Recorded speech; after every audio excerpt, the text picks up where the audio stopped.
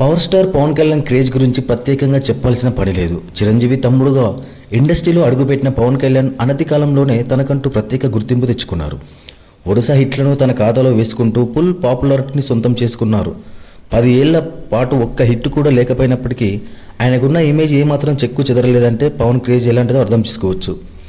ముఖ్యంగా ఖుషి సినిమాతో పవన్ కళ్యాణ్ రేంజ్ ఒక్కసారిగా మారిపోయింది. Pawan Kalyan career blockbuster హిట్గా ఖుషి సినిమా నిలిచింది. ఆ తర్వాత ఆయన 10 ఏళ్ల పాటు హిట్ సినిమా లేదు. తిరిగి గబ్బర్ సింగ్ సినిమాతో ఆయన హిట్ కొట్టారు. ఆ తర్వాత కొంతకాలానికి పవన్ కళ్యాణ్ రాజకీయాల్లోకి ఎంట్రీ ఇచ్చారు.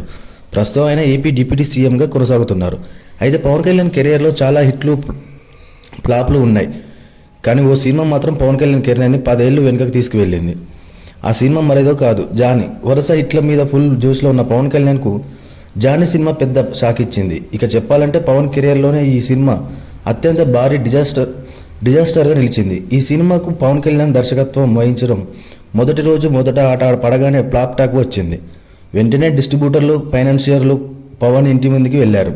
ఈ విషయం పవన్ కళ్యాణే స్వయంగా ఓ ఇంటర్వ్యూలో చెప్పడం జరిగింది. మాకు డబ్బులు రావడం లేదు, ఇప్పుడు ఏం చేస్తామని డిస్ట్రిబ్యూటర్లు, ఫైనాన్షియర్లు పవన్ కళ్యాణ్ నిలదీశారు.